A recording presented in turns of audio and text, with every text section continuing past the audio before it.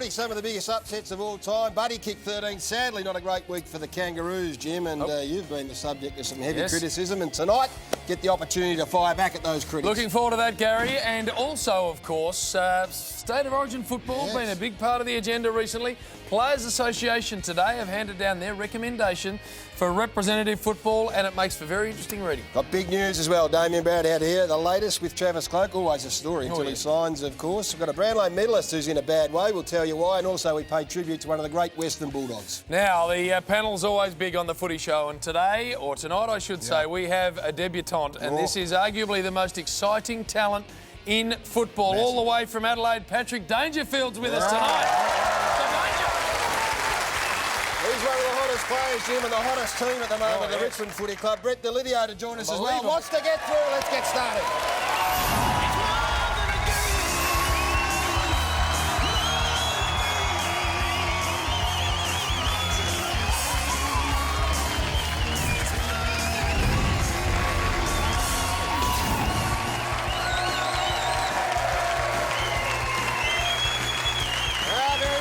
Company, thanks for joining us. As I said off the top, what a round of upsets it was last week, Jim. And of course, amazing. The Melbourne Footy Club was a story, has been all week. We had the tribute show, and I rang the Foss. I said, what about the win? I couldn't get a hold of him. Well, Gary, as you said, I've had a big week, so I actually haven't got hold of the great man either, and it's unusual in a whole 7 days that we don't hear from him. And so it is with great trepidation, it has to be said, that we welcome now, I think he's only just arrived, the 300-game superstar from the Geelong Footy Club, John Sammy Newman.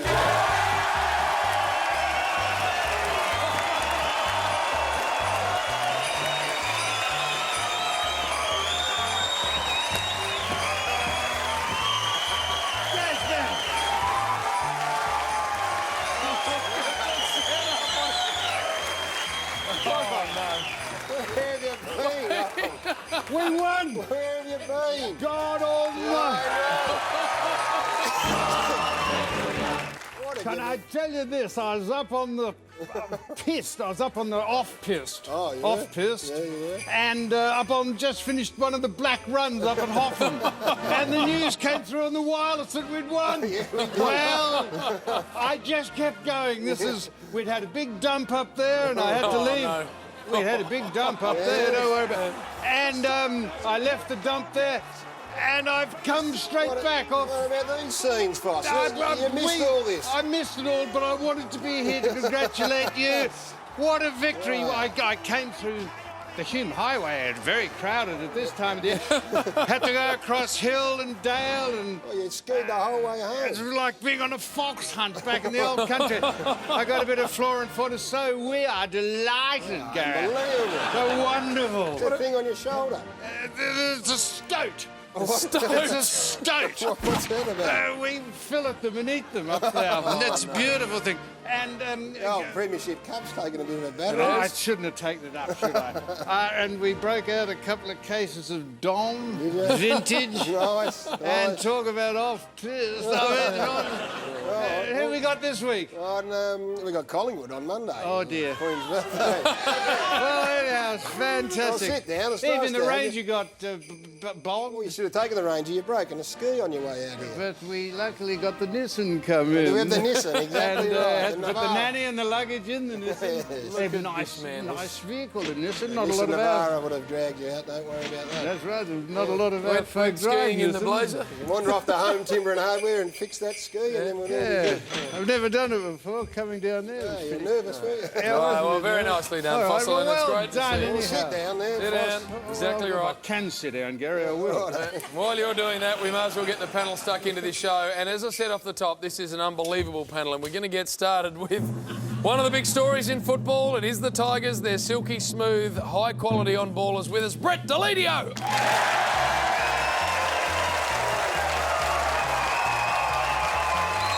from Adelaide, making his footy show debut, the unbelievably exciting Paddy Dangerfield. Oh, have a look at Danger.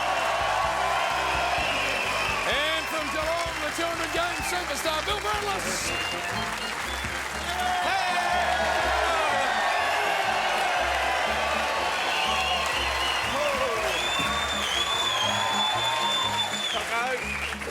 just before we start, the folk at the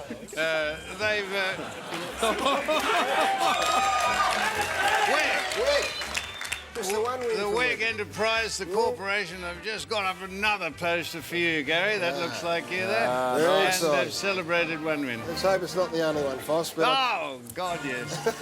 we're going to get stuck into the panel because this is as good a panel as we've had, I think, all year. Let's welcome Brett Delidio, the Richmond Footy Club. I went through the week where you said even you were surprised at how well that this footy club was going and how good the players could be. Yeah, well, I suppose they have surprised me. We're tracking along reasonably well. Still 5 and 5 though, outside the 8. But you know, I'm more worried about our boy Jim. You've had a tough week, Jim. You're under the pump. You're going thank okay? you, Dillage. Yeah, I am going. Yeah. How about Jim, Lids? Let's talk about this. Some of the hype surrounding the Richmond Footy Club. I mean, you just signed, if you don't mind, and what an achievement this is, your 50,000th member this week. It's a fantastic event.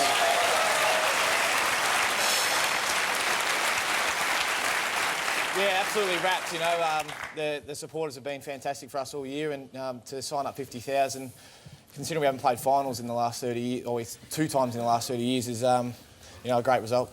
He's looking nice and clean cut too, isn't he, Dillage? He's got Thanks, Jim. Yeah, the Soho suit here. Soho suit. Have a look at it. Down at South Yarra there. Sammy's looked after me very well. He got engaged too. Oh, Gary. In the most recent Looks time, like a man who is. Lucky lady, this is the fiancée Katie. Yep, Katie. We always like to know. We've had Nicky Dell told us how we did it. Campbell Brown. We want to know how you pop the question. Yeah, well, as most of the guys know, I've got a little dog, Boris, and he steals my socks out of my room. So I put a little note on a set of socks, fed them to him, and he ran down the hallway, and then I come following him down and with the rings. And luckily she said yes. So. It's a beautiful thing. Beautiful thing. And that's magnificent, Delids. That is fantastic. Very romantic. Are you thinking about having any kids? Yeah, I would assume so. I would suggest to you, don't rush into it, if this is any indication. This is at a clinic, look. They hand you a kid, a baby, look at it. He wasn't too happy, was he? I love you, the kids. Yeah, absolutely, by that. We're going to have a chat about Ivan Maric a little later in the program because we're all fascinated. But great to have you. And I tell you what, when you're talking about hot players in the competition, this man is, or young man, is from around the Geelong area. Went over to Adelaide, so we don't see him too often. But absolutely delighted to have Patrick Dangerfield join us.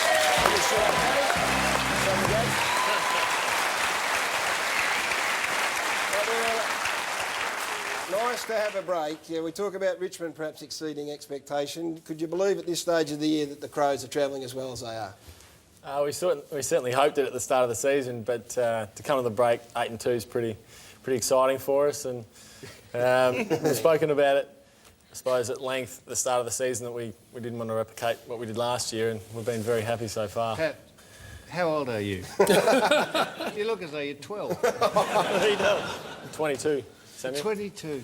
Samuel. He looks like he's 12, doesn't he? Just drop the Samuel on you, so he's comfortable. Yeah, we haven't got to the Foss yet. And signed a 3-year contract for $3 million. Unbelievable. Great contract. And that's what you told me, Dangers. But anyway, very happy to sign this contract. Have a look at the smile on his face here. Since he walks into the room, he gets 10 grand every time he smiles. Look at this. He just sits down, the old smiley Paddy. Have a look at him. And look, bang. You're just smiling all the time there. It's a joyous occasion. Yeah, exactly, mate. That is unbelievable. And well done. It was a very nice contract. But was there any chance for the Geelong supporters out there, and there was rumours around that you might have played or come back to Geelong and played for the Cats? Yeah, certainly. I mean, after every contract and the end of every contract, you certainly contemplate, you know, where you're going with your footy, where your family's at, and mine are obviously at or close to Geelong. Moggs Creek. Moggs Creek. So that was certainly something that I weighed up. And put a huge amount of thought into it because Geelong are obviously a very successful side, but I think with the direction the club's going at the moment, the Adelaide Crows that is, it's too good a place to not be around. That's great news. Sounds for like he was a chance. Adelaide people, but for the Geelong people sitting at home, it got pretty close, Paddy. You had to really sort of weigh it all up. Yeah, you certainly do. I mean, your family is always going to be your family, and you know, they can come over and see you, but you don't see them as much as you'd like to, and you miss parts of things.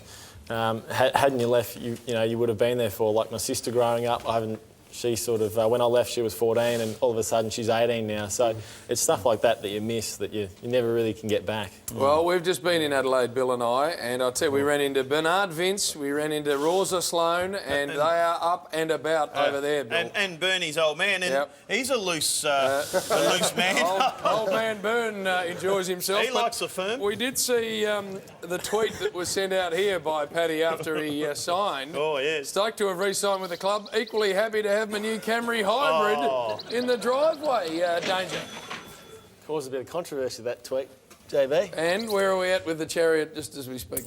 It's in the driveway. It's looking very nice. All been ticked off, salary cap wise, all good. 100% AFL approved. Fantastic. Well, mate, we are over the moon to have you in. We've got a lot to get through with you tonight, but it's great to have you, as it always is you, Bill. But our man, as Brett said, has had a tough sort of a week, and we're going to delve into that when Damo comes out a little later. But I was very interested to see where Brian Cook, the CEO of the Geelong Footy Club's been embroiled somehow in the North Melbourne situation. Now, and there's no closer man to Brian Cook than you. No, you're right. He's one of your very best friends. Yes. He confides in you a lot. He does. So what can you tell us about this? No, nothing in it, Gaz. It's yesterday's fish and chip paper, my friend. But yeah, they were there and they were just mucking around, they said, and they'd had a few bottles of wine. Yeah. And, you know, so was there any... No, not at all, Gary. Was there, Gary, no. Was there a bit of concern that your man, Cookie, you might have lost him at some stage? It annoyed me a little bit when I did read the article, Gaz. And did you speak to him? Well, we lunch, and every second day we have a lunch and a bite to eat, and Brian Cook is Geelong, my friend. He is Geelong. There's three musketeers. Yeah. There's Cookie, Yeah. Frank Cook, Frank Costa. Frank Costa. There's Cookie, Frank Costa, and me. And me. The triumvirate. We meet one for all for one. So I know exactly what Cookie's up to. And we have got Geelong 3 premierships in the last 5 years.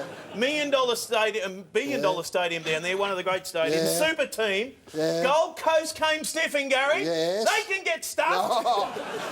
Greater Western Sydney, piss off. And then your stinking dirty team Bill, we had nothing to do with it. wined Don't and look at dined me. him and tried to 69. Don't worry, I don't know what you're hanging around him for, you little pussy. We had little nothing to do bastard. with it. Don't look at me. We had nothing to do with it. Linguini arms. Andrew Dimitri might have... Andrew, he can get stuffed. No, Cookie is Geelong and he's my mate and I love him. I'm selling these shirts. You can buy one. Look at him.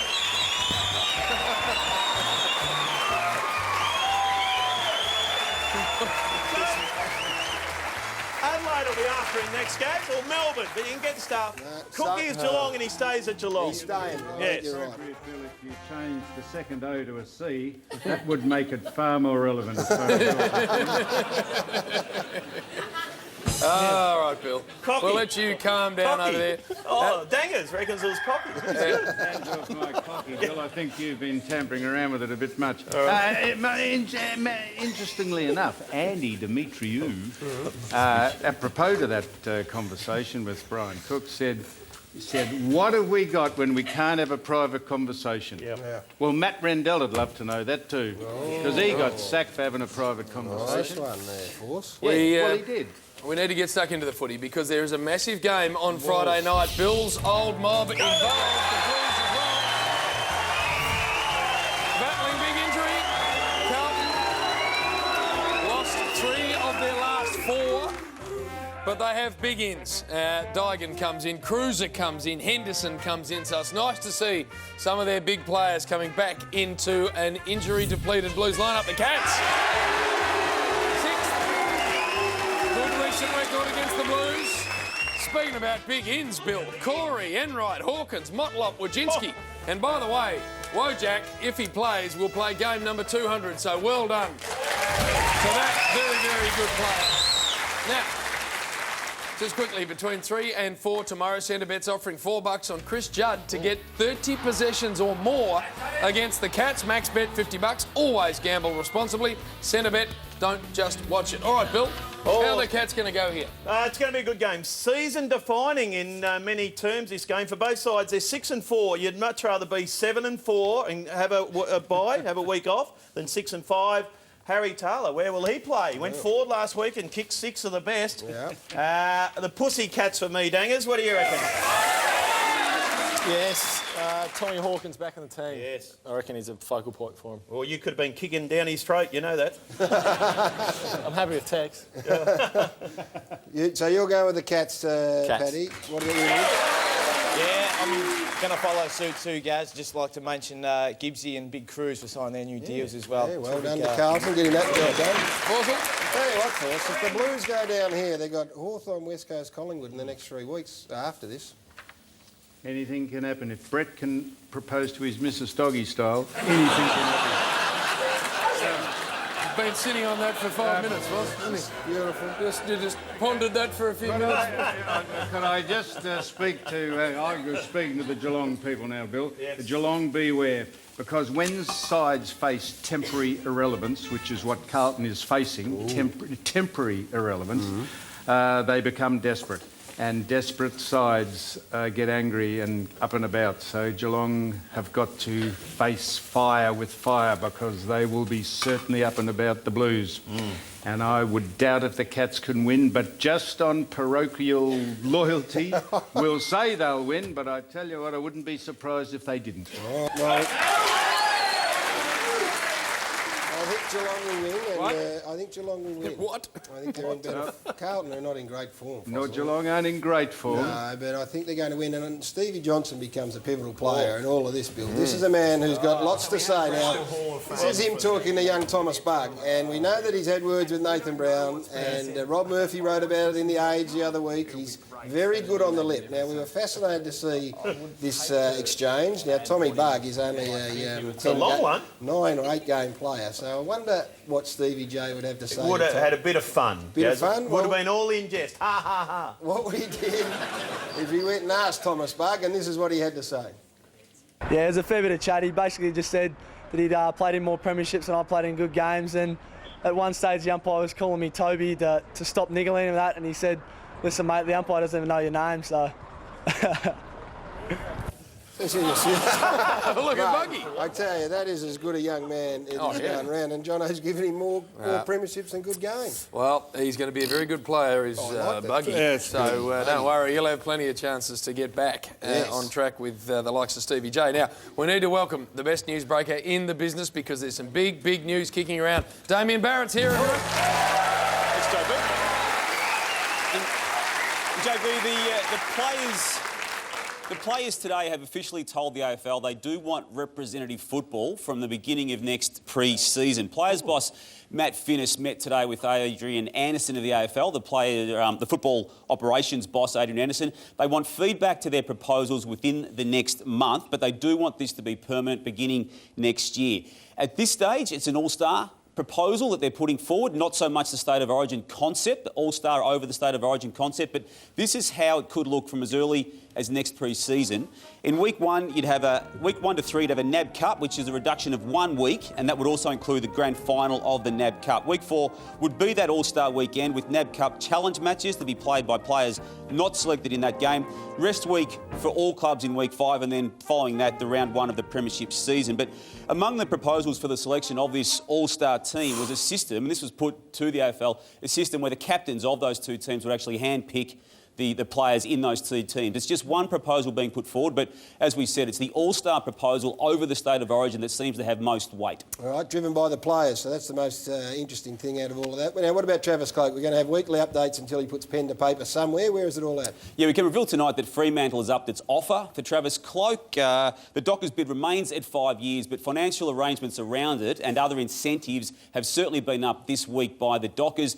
As we said last week, Travis desperately wants to stay at Collingwood, 100% wants to stay, wants it done as quickly as possible, but the continual updating of the Fremantle offer is causing him and Collingwood much to consider. Very nice, Damo. Going to join us a little later in the show when we talk about the North Melbourne Footy Club. Thanks for that. we just need to let you know that next week the Footy Show will be on Wednesday night. It's going to be a massive night of sport. Starts at 7:30, State of Origin live, State of Origin 2 live, followed by the Footy Show. Straight after the final siren of State of Origin 2 being an unbelievable first game, and that is going to be live next Wednesday night because we have a Thursday night game, of course, Footy Show to follow immediately after State of Origin 2. Could I? I just need to quickly mention, Foss, I know you got something to say. We just had a couple of transmission issues just there. So if you missed what Damo just said, he said that Travis Cloak wants to stay at Collingwood, but Fremantle have significantly upped their offer. So what transmission? Well, just hearing in the ear that we've had a slight little some audio transmission difficulties, perhaps. Oh, they just turned off. From there to here. From there to here. The last part of what Damien had to say, Maeve, we struggled to get audio out. What was your point? In Street Talk, a man sprung out of a shop dressed in an elephant thong. It was 4 degrees it was. He thought he looked pretty good in it. I will be showing you what an elephant thong should look like after Street Talk. Oh, no. Something to stay up and to look forward to. We're going to take a break. I don't know that you want to look forward to that, but I will be... The man was very, very happy with himself. I'll show you how to fill out an elephant thong and what you should look like in one. No. 20 more still to come after the break. Tonight on a massive Footy Show, the Tigers are roaring. So the Forcillator takes Street Talk to their temporary home, Craigieburn. Stand back. We reveal some current AFL players' best-kept secrets. Damo dresses up like Gilligan again. Actually, that bit we can't guarantee. Plus, we remember the Bulldogs' legendary Charlie Sutton. And don't forget this, Jimmy boy. After a big week at North, Damo and Sam have some tough questions for you. Don't go anywhere, cockos. Tigers have fought so hard this afternoon. There's the siren. And that hurts. 10 points to the reigning Premier last week, 10 points to the leader of the competition this week. That's the Tigers. And then Damien Hardwick, who conceded there, knew that it was done.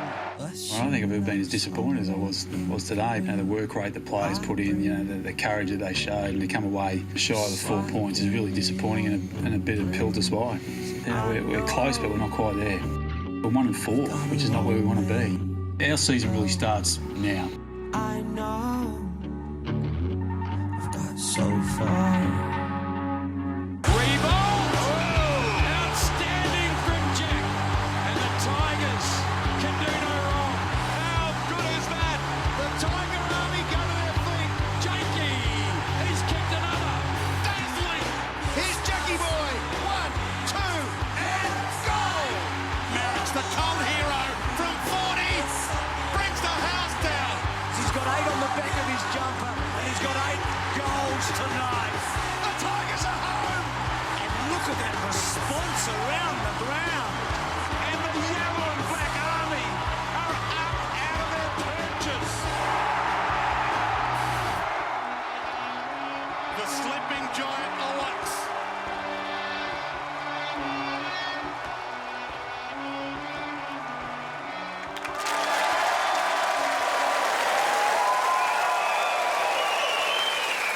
Oh, yes, it's fantastic as we welcome you back to the Footy Show. The Tigers are up and about 50,000 members today. Is a great story and they are on the march. There is no doubt about that, and that is great for AFL footy. And I want to ask these two gentlemen here, not only the danger, but also the lids about Ivan Maric, because he used to play with you, he now plays with you, and he is having an impact beyond what any of us thought he'd have. Firstly with you, Paddy, when you saw him leave the club and go to Richmond, did you ever think you'd see him playing this sort of footy? It's hard to say because he never spent, I suppose, a huge amount of time actually being the number one ruckman, but certainly since he's come to Richmond, he's flourishing with the responsibility for, you know, him being the main man. And Delid's the hard edge he's giving you around the stoppages too looks fantastic. Yeah, absolutely. You know, he gives you first use and protects you, which is all you can ask for. But, you know, he's a real cold hero down there. I didn't think anyone would be bigger than Dusty or Jack, but that mullet is really flourishing, I suppose. It's going well. What sort of bloke is he? Because we don't hear a hell of a lot from him. He's pretty quiet. Like, he's very humble sort of guy, but I've never met a bloke that cares as much for his teammates as Big Ivy. No, I speak in the highest regard about him. And it's my understanding, Danger, that Tex Walker, who plays with you, and Big Ivan are having a mullet off. Is that true? Who can grow it the longest?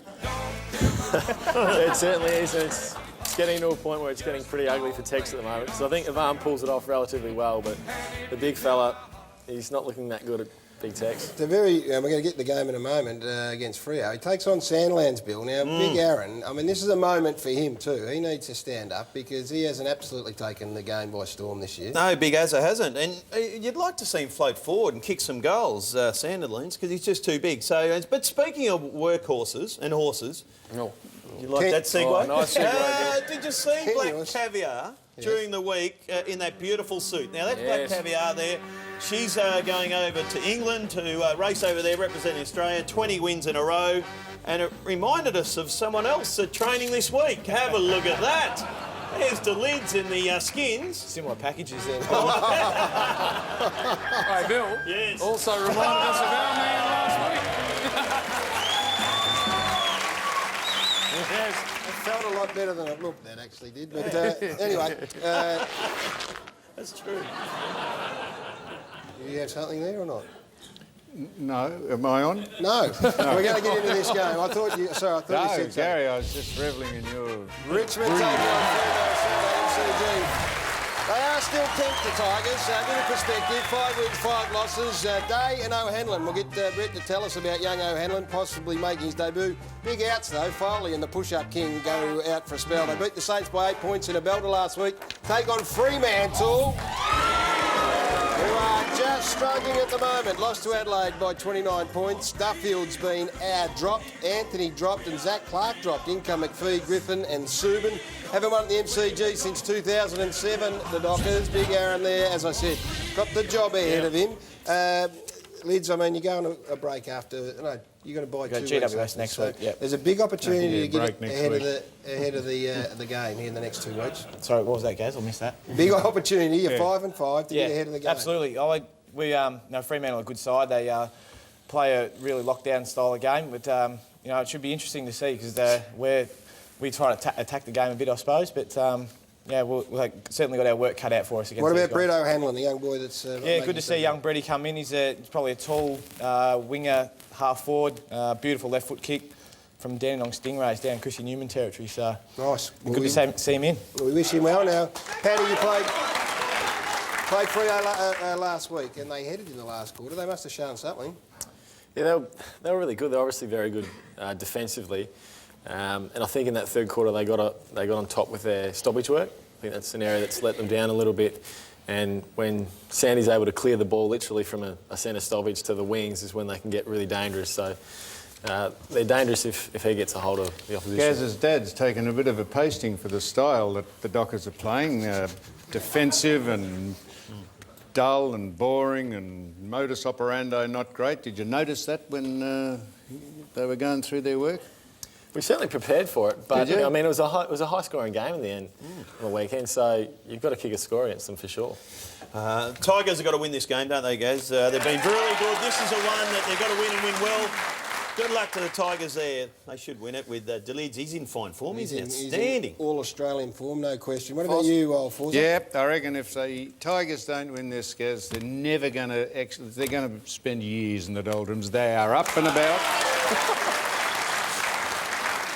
The world at their feet at the minute, because enthusiasm, you cannot buy enthusiasm. You can buy experience, but you can't buy enthusiasm. What? You can't go down the shop and buy a bottle of...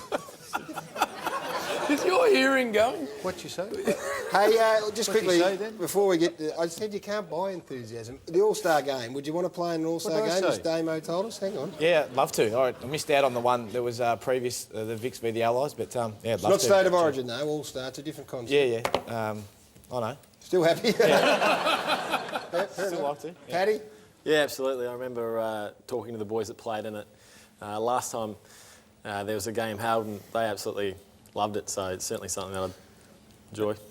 I wouldn't get picked, so don't ask me. But is it just the two captains like the schoolyard and they pick? Yeah, well, that's one of the ideas that's been floated. I like it. Who would you pick? First player in the whole of the competition?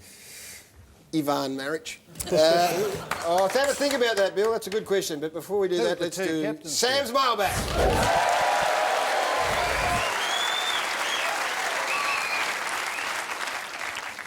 Just before we start, I am on a roll here. I've single-handedly resurrected Port Adelaide by becoming a director or financial member. Oh, well, I donated some money.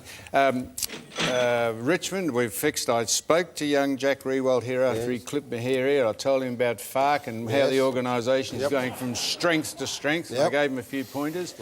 We've single-handedly wrestled a win for Melbourne. Jim, you could be the next cab off the rank. Something big we might try for you next week. We've got a bye this week. Hey? We're not playing this week. You didn't play last week, Jim. Very humorous. Yeah, right. He could be the CEO. Now, this is from Heather of West Meadows. Hey, Fossil. Loved Bill as the Moon last week. Bill as the Moon last week was fantastic.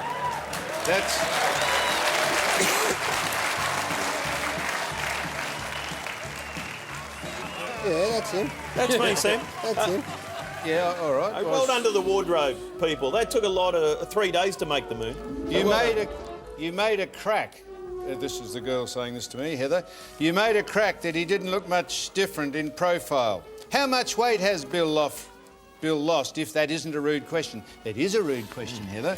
But, Bill, you have lost a bit of weight, haven't you, or not? Well, could you still do this? So this is, Heather, I'll give you an idea. Could you still do this, Bill? Look at that. Jeez. Oh, no. That's not me. No, we didn't say that was you, but you have assumed proportions like that. I've seen you on a footy trip do stuff like that. Yeah, no, I still can't do that. And could you do this? Put your cigars in. That's a man using one of the breastal areas as just a receptacle for the Winnie Blues or whatever they are. Peter Stuyvesant. The Peter Stuyvesant, the international passport to smoking pleasure. This is from Frogger of Altona. Dear God, Sam, Frogger says, I have to say you are one crap impersonator. Yes. I heard you attempt Frank Spencer. It wasn't your best. That wasn't bad. No, it Frank wasn't your Spencer. best. Was it? No, it wasn't your best. What's her name? Betty. Betty. Don't do it again. Betty. I've done the whoopsie, Betty. All right. All right. What else you got? I heard you attempt Frank Spencer once and you sounded like Lee Matthews on helium. You've got Paddy Dangerfield on. Yeah, no, we have. Yes. I read on AFL.com he loves impersonating Jim Carrey. Maybe he could teach you a few things. Do you like... Is that right, Paddy? Oh, I don't mind it, Sam. Hello. First show is a bit much. Well, we're just going to put that to the test. Got a bit of... see if I can find the stuff here. Righto. Jim Carrey. Here you are. You can take me through it, Paddy. Now, look, this is... there's some sayings Jim Carrey does, apparently, of Jim Carrey. You've got to get into... I like it. He's even got a wig going. What do you call that? Into character. Thank you, Jim. Gaz, put that on, Paddy. What are you putting it on? Yeah, exactly. Well, he's going to teach me to impersonate him. Righto. Righto. Now, come out here. Oh. Righto, this is Paddy. What, did your dad teach you this on the set of Caddyshack? Hey? No. All right. This is Ace Ventura, of course, the character that you're playing. Is it? Yep. Yeah. Okay. Righto, so this is Paddy's first attempt at Jim Carrey. Ready? Well, I'm ready, mate. I'm standing here. All righty then.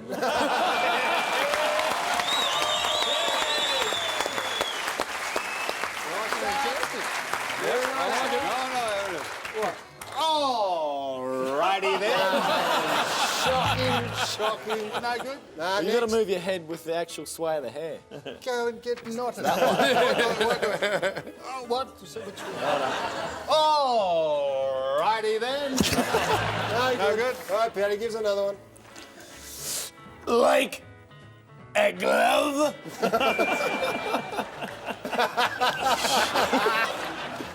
Like a glove.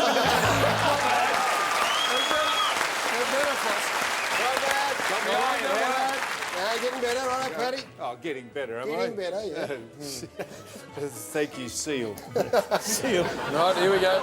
Right, here we go. Smoky! I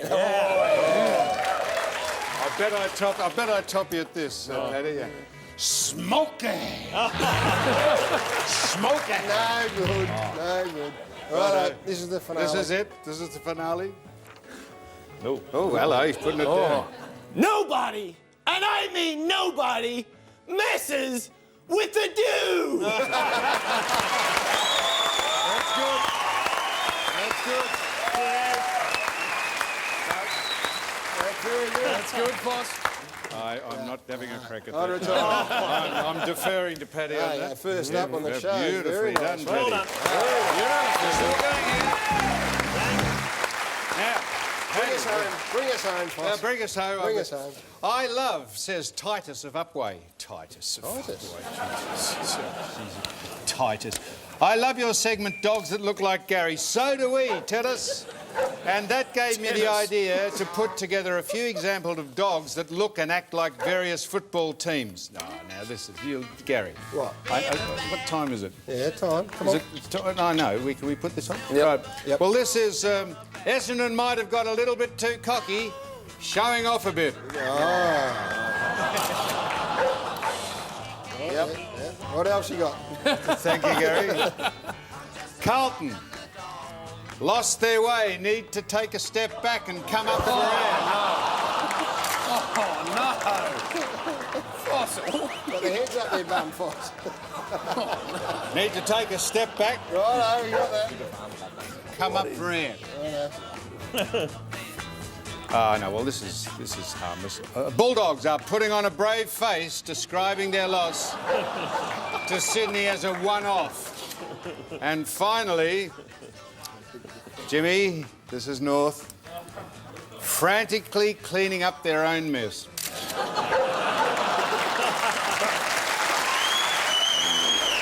If you want to be a part of this uproarious segment, you can. Oh, sorry. Oh, yeah, there we are. GPO Box 9, Melbourne, Victoria 3001.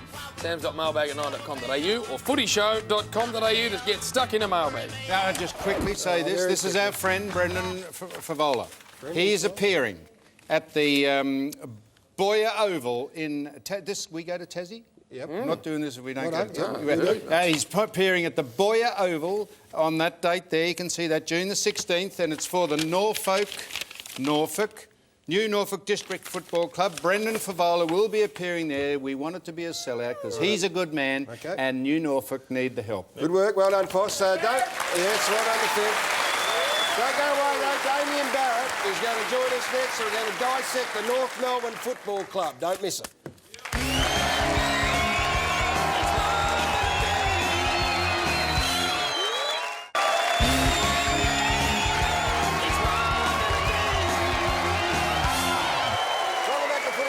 Edition of Australia's most powerful tradie and also home timber and hardware, Australia's only proper hardware store. Great to have them on board. A serious part of the show now. It's a big weekend, as we said, for footy. A 115-point loss to the North Melbourne Footy Club down in Tassie on Saturday set all sorts of wheels in motion. Culminated early in the week with the resignation of Eugene Arocka, the CEO of North Melbourne, for 4.5 years. Of course, our man James Brayshaw, the chairman of the North Melbourne Footy Club, embroiled in all of that saga. So it's time to dig deep and try and find out exactly what went on. Damien Barrett-Reid joins us for this as well. Now, Jim... Is that for you, Damo? For me? I don't know. Difficult week, first of all. Yep. No doubt about that. For whatever reason, you're the man who seems to be carrying the can. And that's fair enough. You're the chairman of the club. Yeah, I understand that, but we might touch on that a little bit later. The situation that led to the resignation of Eugene Arocka, we need to get to. We know you've done a press conference, you've answered all sorts of questions. The confusion seems to lie in the fact that you've publicly lauded Eugene for the job he's done over a long period of time. The AFL went and endorsed that and said that he also had done a good job. The club seems to be in a good position. Therefore, why did you accept his resignation? OK, firstly, it's the club's policy that you should exit people with class and care. In fact, they're two of the values that we have as a club. So I don't tend to think the right thing to do is to empty people out on the way out. Having said that, you need to have absolute understanding that we were bitterly disappointed with the contents of the article on Tuesday morning. I spoke to Eugene about it. He said to me that he wasn't the one who had briefed Greg Denham, but it was clear that if it wasn't him, it was someone close to him, and that they were the views that he shared. And at that point, it became very obvious that his position was untenable, because no one who has those views can then run a football club on the back of what was said about the board, on the back of what was said about head of football, about recruiting policy, about a number of things. Okay, so you asked Eugene, looked him in the eye, I think you said, and said, were you the source of the story? And he denied that. He denied that, but clearly it was someone close to him, and he knew that. And at that point, he knew that there's no way he could go back in the building and resume the role he was in. So he resigned. Jim, the events of this week, though, they're largely irrelevant, because Eugene knew that North Melbourne was not going to be renewing his contract at the end of this year anyway. I'll put it to you, the board knew that as well. No, I don't agree with that, Damo. We had spoken at a board meeting last week and begun the process of what was going to happen with Eugene Rocker. That discussion went for 20 minutes, and it was, right, how are we going to do this? What is the process with Eugene going forward? And it was resolved at that point that we would, at the next board meeting, devote an hour, 2 hours, 4 hours, whatever it took, to discuss whether he was to be renewed or we were going to search for a new CEO going forward. I put it to you, though, that he felt he was going to be fed back some information from the time he requested that be dealt with by the board, and that wasn't forthcoming over the course of the week since he first asked for it. We had a meeting scheduled for the start of this week, where he was going to have absolutely explained what was going to happen at the next board meeting. We were very transparent about what was being discussed at the last board meeting, to the point where he was in the room and had to leave. And we said to him, we're leaving because we're discussing this on your behalf so that we can give you the feedback you want. So there's no grey area around that. Jim, is North Melbourne a boys' club? Your president, your brother Mark, is a director of the football club. Donald McDonald, who we'll touch on in a minute, is a friend of yours, and there's also the Darren Crocker, an assistant coach mix. Is anything done at the football club outside that quartet? Oh, of course there is, Damo. And I think just the reference to a boys' club is disrespectful to the people who spend a lot of time helping us run the club, like the rest of the board, for instance. So I take great exception to that. I think it's a phrase that was coined a while ago by a disgruntled person, and people have just picked it up and run with it. It is absolutely not a boys' club, and that is a nonsense. Some of those things that Eugene spoke about in the article, he was obviously disenchanted with where the footy club was at. You said that that came as news to you. Oh, there was bits of it that were.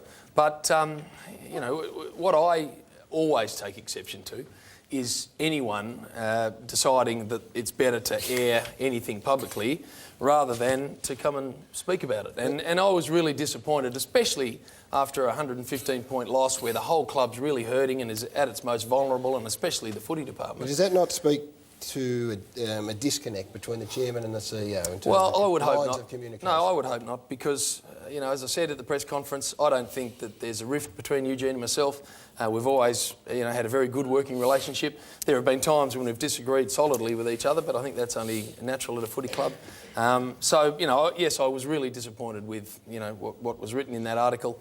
But sometimes things don't work out as you want them. The flashpoint for Eugene Rocker in the way he felt he was being viewed by this club was the decision to recontract or offer a fresh contract to Donald McDonald. Now, the reason that's an issue is wide and numerous, but to summarise it, he is the father of a player who could go father-son of North Melbourne. Did Donald McDonald leverage his own position at that football club in relation to his own son Luke, being a father-son player? Because no. GWS can get access to Luke McDonald prior to North Melbourne. No, they can, and we've obviously known that Luke is a highly talented footballer and likely to be a father-son issue for a long time.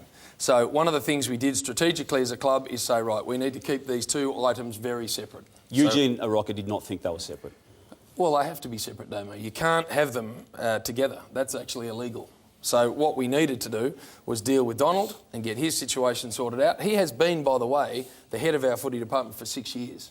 So we didn't go away and invent a position for him and sign him up for multiple years so that we can make sure that his son's position is But he's fine. the only senior person at that football club this year who's been offered a new contract in a year where he's head of the football department and that football team is underperforming at 4 and 6. Well, yeah, that's right at the moment. I mean, when that was discussed and his tenure was decided on was, I think, 2 or 3 weeks ago, or maybe even a month ago. So I don't think we were in that position at that stage. But secondly, you need to understand that to do the proper thing by his son, we needed to keep the two things very separate. So the decision was to deal with Donald, get that sorted out, and then when Luke's situation came around, we were absolutely with clear water able to say, OK, can we lure this bloke father-son to our club? The great hope is that we will. There's no guarantee of that, of course. But, you know, I think for proper propriety, you needed to keep the two separate. So that's why his was dealt with differently maybe to others. Did you sign Donald McDonald as the board, or was it Eugene's decision? No, it's always Eugene's decision. The board only employs 2 people, the CEO and the coach. Because there were, I'm just saying, getting back, there were accusations of favouritism to Donald McDonald, and I think it was quoted during that article that he was horrified at the retaining of Donald McDonald. Well, I think that's absolute rubbish. I was asked, my view was I think he should be re-signed because I think he's a very good operator and done amazing things with that footy department, really built it from scratch. With resources that aren't the same as some of the other clubs have. So I think he's done a really good job. When they asked my opinion, I said, yes, I think he should be re-signed. But at the end of the day, it's Eugene's decision because it's a management-led business. Focus turned to you very quickly. Yep. Amongst other things, Caroline Wilson suggested that it was time for you to step down. Oh, look, Caroline Wilson is a person who wants our club to fail so badly she can taste it. And she has written a version of that article every year for 5 years, and every year it has become less relevant. She's not a person that we concern ourselves with. There's not a North Melbourne person in Australia or around the world who has any desire to involve themselves with anything she says. This, by the way, is a person who, in Collingwood's premiership year, suggested that Eddie Maguire's time was pretty much up as well, so it's got form. But look, at the end of the day, what I take great exception to is not a personal attack on me. Caroline doesn't like me, that's fine. There are lots of people who don't, and they're absolutely entitled to have their opinion on that. But what annoys me, Gary, is when our board is not judged on its actions. And we need to understand that 2 years ago, the North Melbourne board aggressively pursued a growth strategy and drove that growth strategy to the point where Southern Tasmania was not only signed, but now is in place, and has been an unbelievable success. I think close to 4,000 members already from that part of the world. The first game was unbelievable. Second one is just about sold out. So growth pursued and achieved. We haven't been in the finals for 3 years, and yet 2 weeks ago broke the all-time club record for members. So I think that's a great indication that the growth that this board has put on the table is working. When this administration took over, I think the revenue was sitting at about 23 million. It now sits at just under 30 million. So the board identified growth. Growth has happened. And all I ask people is, OK, have your own view of me. I don't have an issue with that. But judge this board on what it's achieved. Jim, I want to take you back to last Saturday. You worked for Triple M pre-match. You then left the radio box and went and sat with the North statisticians to watch the game. The Premier of that state was down there. There are other dignitaries and other important football people, corporate people. It's been said that you sitting there in that box with the statisticians was not the right look for a person taking a football club into that state. Well, for a start, we were the away team. Secondly, to say that the club wasn't aware of what I was doing is an absolute nonsense. In fact, Cam Vale, who is now the interim CEO, knew exactly where I was, to the point where the 4 people who were invited by Hawthorn, because it was their function and their game, were filled up with other places. One of them was Simon Crean, who's of course our #1 ticket holder, or patron, because they knew I wasn't going to be there. And the club knew I was going to be there to the point where I rang and said, where do you want me to sit? But should you have wanted to be there in that situation, taking this club to that state? Should you have wanted to have been there rather than telling the club you weren't going to be there? Oh, look, you know, at time again, should I have sat somewhere else? Maybe. But Damo, I don't consider where a president sits in the middle of a 115-point loss to be, a big enough focus to have had this 2 or 3 days worth. I just don't understand why people are so consumed with what I do on game day. Are you going to see this job out? You've been here 4 years. Are you going to? And how long is that for you? I took this over because I love this footy club and we were in a terrible state. Well, I've already told you that we're now in a position where things are much, much better. To the point where Wayne Carey, I think on another network in the last 24 hours, was quoted as saying, people forget, and this is Wayne's words, not mine, he said, people forget I played for this club. I know the facilities we used to train out of. I know the brown paper bags that I used to get paid out of.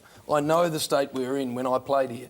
And anyone who knows that and then sees the building at Arden Street now, the stuff we've just discussed, the fact that compliance with the AFL for the last 3 years has been a huge, big black market tick.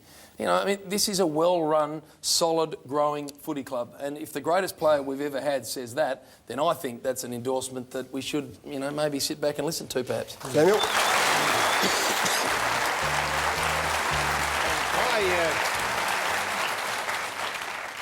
I don't know enough about it, but could I just come from another perspective?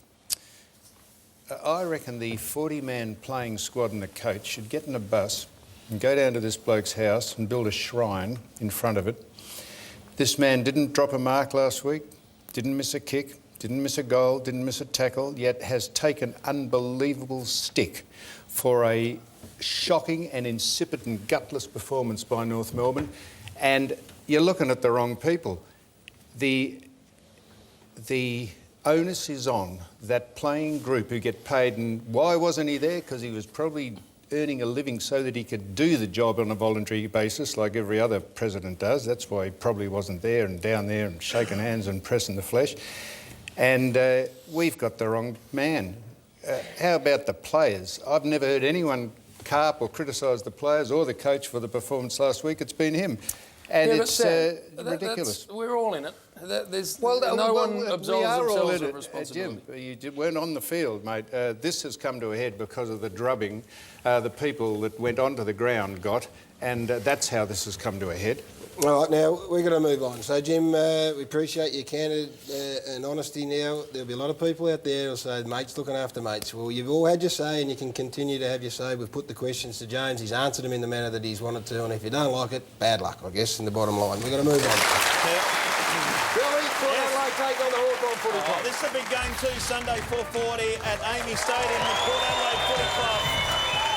Out Travis Boak, and in comes Logan McCarthy, Hitchcock and Young. Justin Westhoff plays his 100th game. They're looking at 4 in a row and playing some pretty good footy. They take on the mighty Hawks, and weren't they good last week?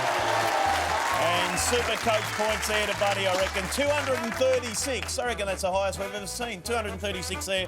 Lewis is out suspended. Gillum, Murphy, Gunston, and another new player there. How do you say that? Dangers, you're a smart bloke. Doria. That's it. That's easy, actually.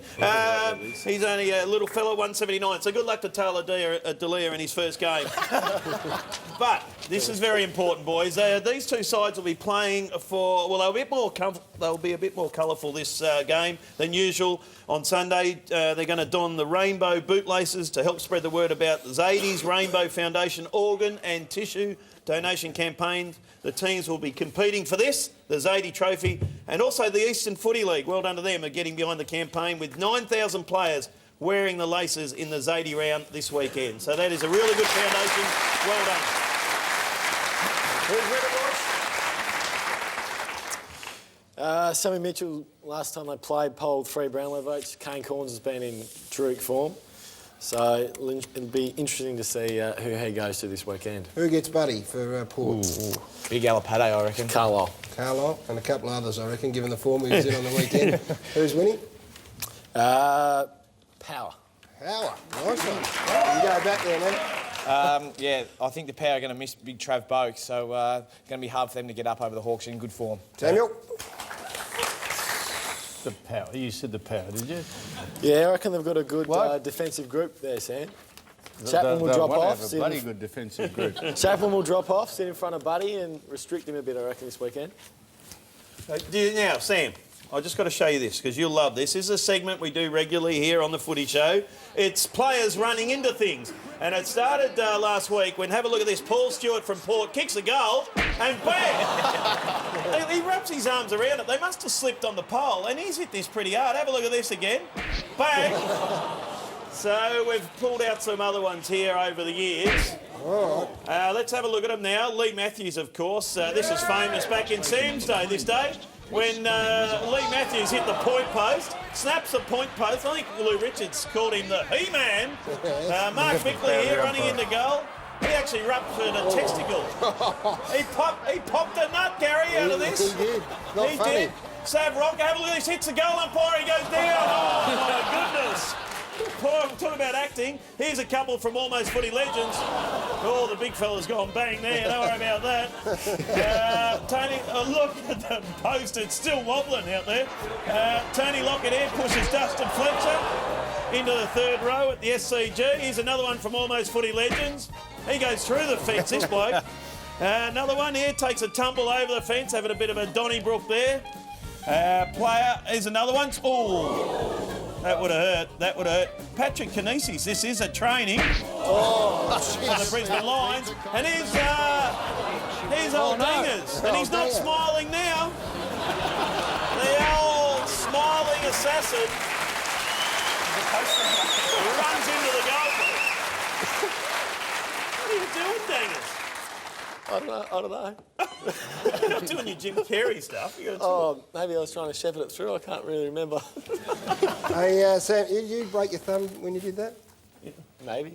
Oh, that's a yes. Maybe. Samuel, who are you tipping? Port Adelaide Hawthorn. Oh. Don't need to ask. Or Yeah, you don't. Port Adelaide been good? What? They've been very good. They won their last Yeah, three. what, since I became a director?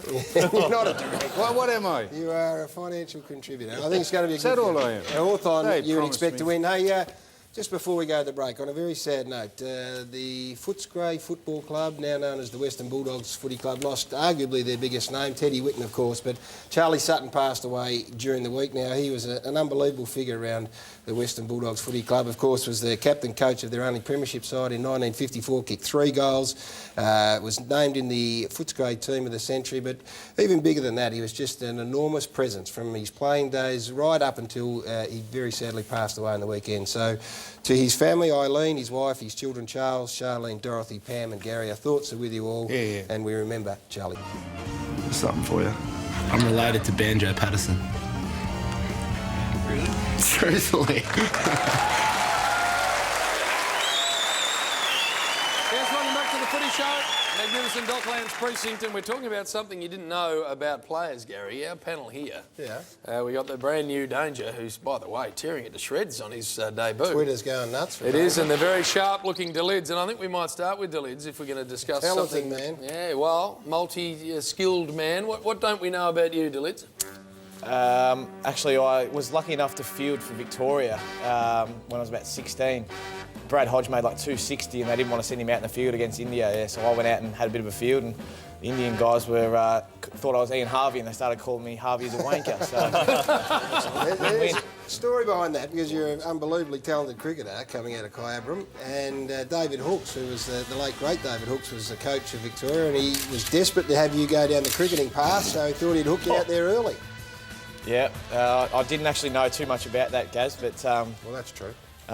yeah. And So I just kept playing footy and heard about it later in life. Did you get a real sense of how difficult it is to be a first-class cricketer just in that Delids? No, but every time I go into the Triple M studio, I tend to find out about how hard it is. Now, Paddy, you've also got a boat, they tell us. Yes, just selling a boat at the moment. It's a smuggler, isn't it? What are you doing? What have we got there for? Spot on, Bill. Smuggler. Smuggler. 6.3. Are you selling it, Paddy? Yeah, it's for sale at the moment. Why are you selling it, mate?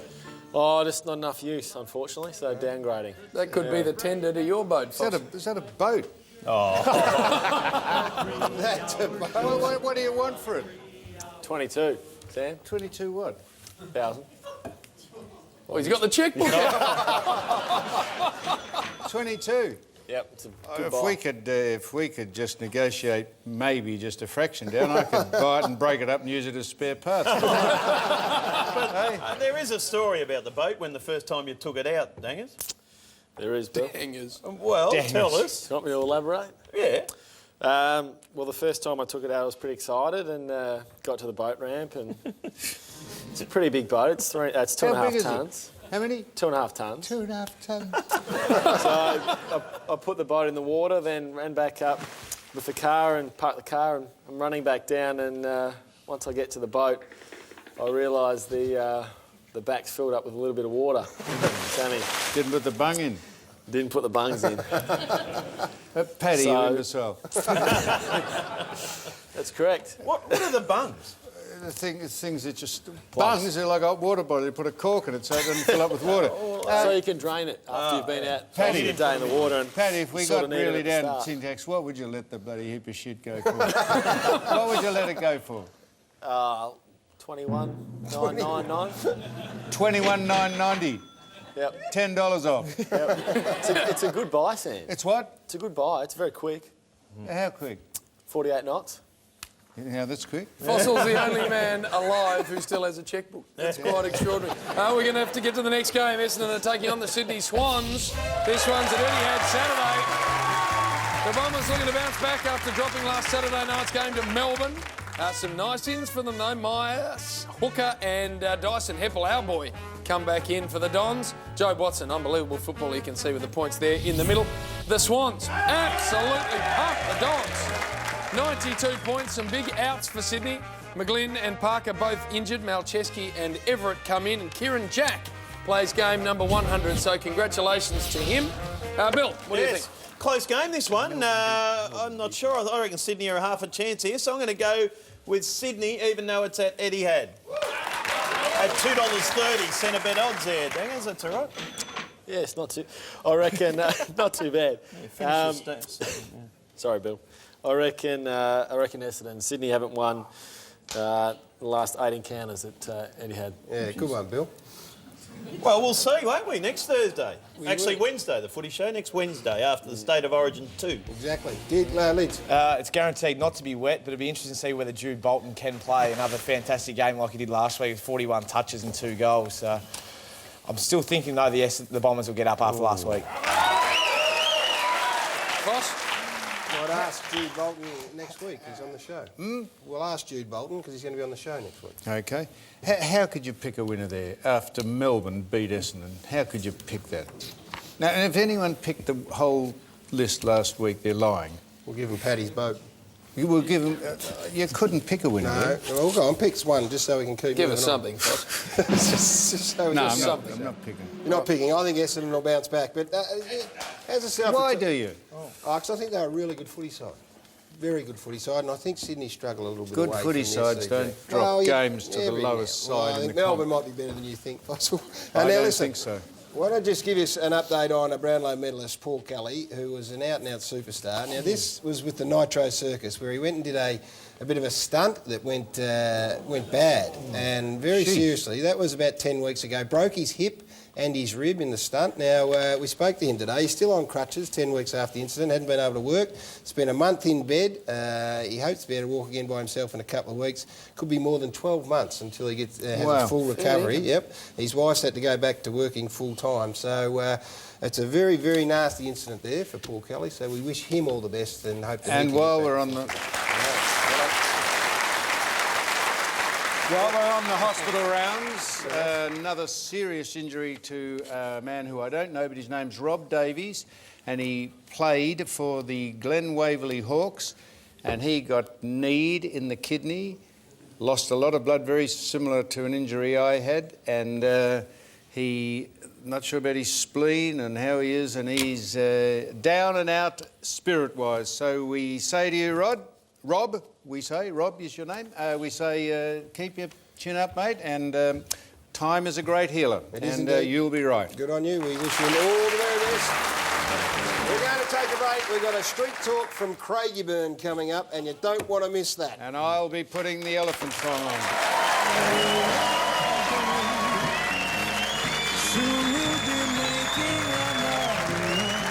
And thanks to our great friends at James Bow. Welcome back to the Footy Show, and thanks to our great friends at James Bow's Draft. We have the Golden Square Footy Club and Netball Club, of course, with us tonight. Now, as we know, James Bowes are great supporters of local footy, and thanks to them, our panellists received $1,000 to their local footy club. The Lid's got his earlier in the year. And what's your local footy club there, Dangers? Mighty Roos, Bill. Anglesey. Anglesey Footy Club. Yep. Your dad coached you, actually, when you played, didn't he? He did. Yep. That's how you got a game. Well done. $1,000 there at Anglesey, thanks to James Bogues. Speaking of local footy, it's time now for Almost Footy Legends. And we'll kick it off here. Have a look at the goal umpire getting across to have a look. Hand trips over. Have a look at him. Getting in position, prime position. And he didn't have to give a... Well, someone was happy with it. Bill, Uradla Districts v Blackwood. Absolute cracker. And this was in a grand final last year. With 30 seconds to go, he's taken that mark and kicked a goal. Have a look at the Falcon here. That would hurt. Melton Lions versus the Raiders. He's hit him fair in the head with a wet footy. That would hurt. Paddy boy, which was your favourite, mate? Oh, you can't help with a good Falcon, really. Good Falcon. We'll see what the crowd like, mate. What about the goal umpire? We like him trying to position himself? Just. What about the hanger from Blackwood, trailing by 5 points? He takes a hanger, kicks a goal. We like that. And the Mountain Lion, Falcon. The Falcon. Oh, Davis likes it. Right, well done. Congratulations, you have won this. Thanks to James Bogue's draft, our weekly winner experiences the pure thrill of taking home $1,000 cash, while our runners-up receive $500 each. James Bogue's draft. The pure Tassie water makes everything better. At the end of the year, our runner-up pockets $20,000 cash thanks to Deep Heat, providing fast temporary relief from muscle aches and strains. Deep Heat Is the stuff of legends. Thanks to Home Timber and Hardware, our major prize winner drives away in the ultimate tradies ute. Valued at over $46,000, this powerful four-wheel drive is a tradie's best mate. It'll help you do a proper job next time you pick up your gear from Home Timber and Hardware. It's all thanks to our great friends at Home Timber and Hardware, Australia's only proper hardware store. 9 weeks in a row. Our entries in here, almost Footy Legends competition, GPO Box 9, Melbourne, Victoria 3001. Or go to thefootyshow.com.au to upload a video, the best prizes in football, if you don't mind. Let's get on to the next game. Just before we do, Gary, we very quickly need to show, I think you mentioned Anglesey before, Yes. Bill. Let's have a look at Danger as a young man. Here he is. Wow. Going with a sweeping sort of bum crack there. A very nice jump you got on there, Danger. But am I right in saying 5 weeks in a row you kicked 5 goals? Is that... No. 9 weeks in a row. 9 weeks in a row. That's what happens when your dad plays in the midfield, I suppose. Oh, from the midfield, 9 weeks in a row. But then when we're winning, throws you deep forward. Oh, is that red hair you had? Oh, maybe. Nothing wrong with having red hair, but I think it's from you wouldn't have had a lot of friends. I think it's from the salt water. Oh, right. Yeah. Hey, Billy, the Gold Coast take on St Kilda. Another big game here for the Sabres. Gold Coast yet to have a win, lost to Collingwood by 97 points last week, if you don't mind. Horsley, Margan, Wilkinson and Lynch all out. Brennan comes back, Josh Toy, Mateer and Tape. So some good ins for the Gold Coast boys, but by hell, very hard. The Saints, on the other hand, are going okay. 9th on the ladder, 5 wins, 5 losses. Went down to the Tigers by 8 points. They're still going all right. No changes. So Scotty Waters must be pretty content with where they're at. Ivy Moyle, one of the great St Kilda supporters of all time, is in the audience tonight. Ivy, welcome. You haven't got a microphone, just wave to us. Well, just put the camera. There she is. You'll be able to hear her. She's loud. She's been a regular on the Footy Show for many, many years. Great to see you in good health, Ivan. Hope your Saints are going okay. I think they're going to beat the Gold Coast boys. Anyone suggesting otherwise? No, the Saints, guys, they're playing really good footy. What did you make of Gary Ablett's 53 possessions last week, boys? It's pretty good. Yeah? Wouldn't mind 53. Absolutely. So that's... They're making a fair bit of it, aren't they? What do they want him to do? Start playing worse footy or something? So we'll just play forward to the centre. But yeah, Saints too good for mine in this game. Samuel? Yes. Yes, Gary. Yes. You think Saints too? All right, wow, we need to take a break here because next, Sam goes to Craigieburn for an unbelievable edition of Street Talk. Stick around.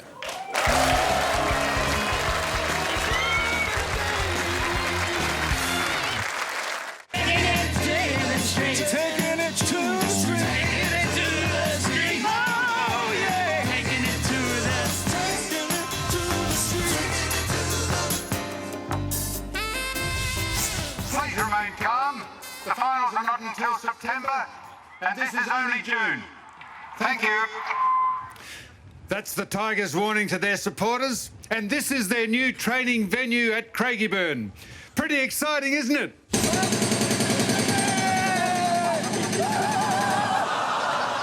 Welcome to Craigieburn, great suburb. Hi, I'm Jan and I live in Craigieburn. They call it Crazy Burn.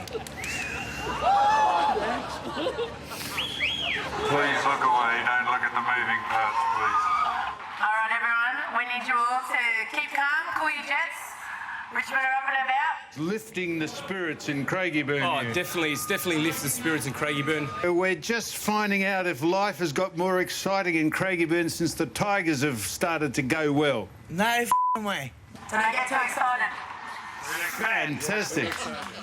Yeah, it's beautiful. Is that the first time you've operated a big red horn? It sure is. Telly makes you look bigger. Mind you, I wouldn't get on if I was you, sir. That one? Look at that. Just a look. Have a good day, sir. That deserves to get on the footy show, mate. Yeah. That deserves it. Come on, one more time. One more. Don't get excited about Richmond. Don't get excited. Remain calm at all costs. One more time, mate. Everyone cheer, mate. One more time. Well, we use that very, very obvious line. No. I think they're going to have to redecorate the window here. Essendon, Carlton cake. We need a Richmond cake. And, of course, oh, no, they got James Brayshaw and Eugene Rocker there. Stingray. Yes, mate. Good God. Now, you gave me a bit of a pasting on. I saw a bit of a YouTube entry. Sammy Newman, mate, you're too old, mate. Get the hell off the footy show, right? Because you're a muppet. All right? You're a dead set muppet, mate. Yeah, mate, I think your time's finished, mate. Yeah. And it's time for someone new. Yeah. And, yeah. No, what do you think the obvious line would be? You are what, sir? A worker. No, I'm going to get this out if it kills me. And as for Rewalt, well, he's shit. Ray, please. Absolutely. This is nonsense. We're out here trying to lift Richmond stocks because they're going well. And Jack Rewalt, how can you say... Richmond need to get the hell out of Craigieburn. Dead set. I would say... Because they are bringing us down. I've never seen them train there once. Stingray, please. Remain at least vaguely intelligent, just for the sake of just a couple of words in here. Was that fraught with danger? Yes. Yeah, keep the answers short, sir. Yes.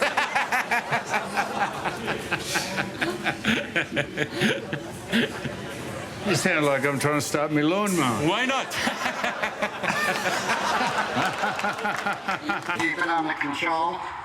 All you guys out there.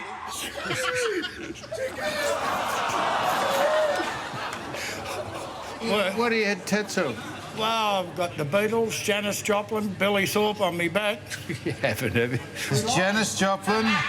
Billy Thorpe? Billy Thorpe, yeah. On the Beatles. So what are you doing? Me, I'm eating. Hot weather. Could you just say to keep... Don't get too excited until we finally get there. So go on, sir. They're gone. Don't get too excited till we finally get there.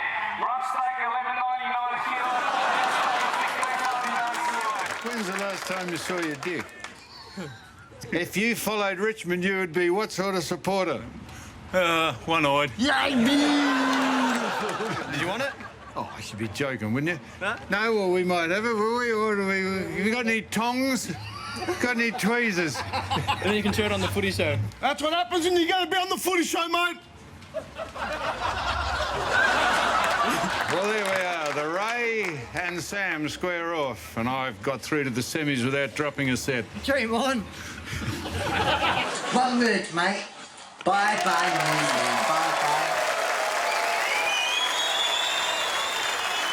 Welcome back to Footy Show.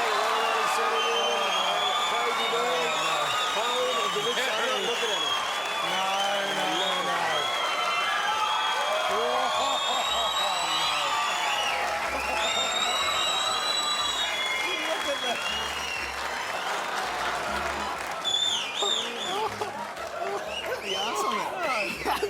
That's a saggy ass. Fossil, what are you doing? Did you take Fossil? Yes. Yeah. You done any legwork? What do you reckon? Yes? I'm refusing to look. All right. Fossil, we can't hear you. You need to pick up the microphone. Yeah. And maybe put it down the trunk. That looks better than the other bloke. No. Gary, he's got the tadger out. I'm not looking, and the microphone. Foss, you need to pick up the microphone. Why don't you want to look, Gary? I don't. Why are you doing it? Because the man gave it to me and said, I bet you don't look as good as I do in it. And I reckon I do. Do you want to have another look?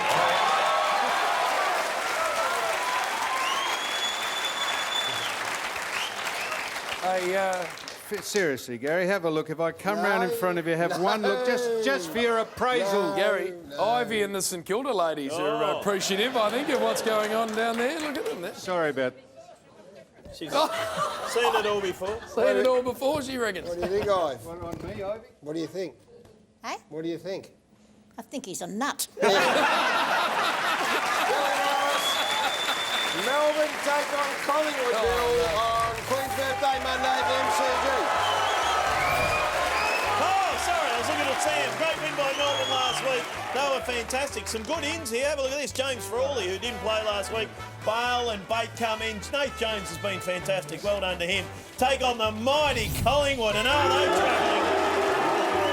They were very good. Melbourne Gold Coast by 97 points last week. Some very good ins. Jolly, Dane Swan is back.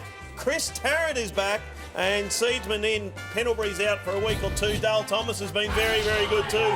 It's a Queen's birthday weekend. She's had a big couple of days, old Queenie, hasn't she? Yes. Yeah. It's a very, very big game, this one at the MCG. Always very competitive, Bill. It is, and very competitive if you're a photographer too. Did you see this last week? Look at that. You watch the photographer here.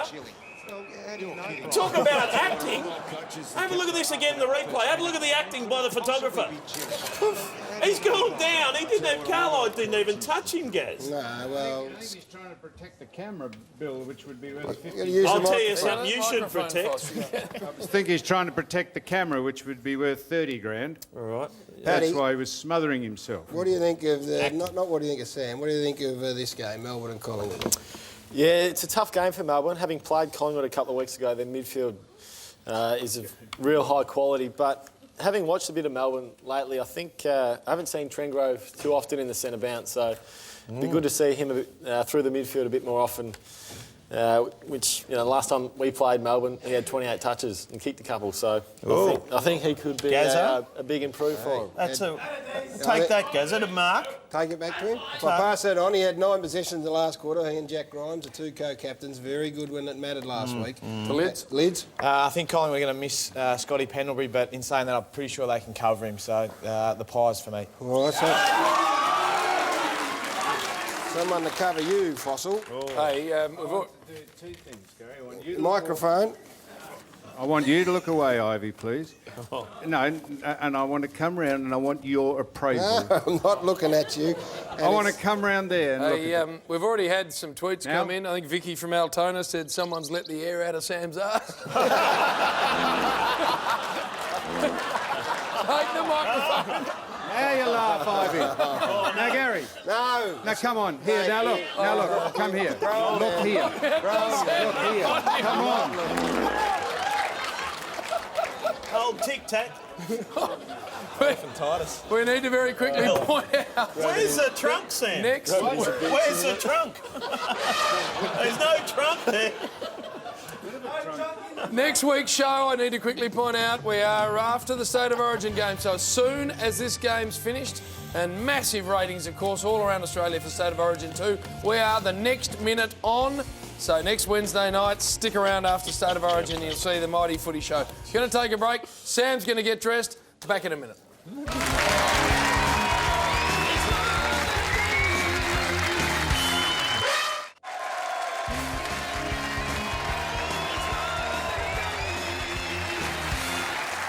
Welcome back. Need to apologise to Nisha Navara, Australia's most powerful tradie, and also to Home Timber and Hardware, Australia's only proper hardware store, for the just horrible scenes in the last... Where is he?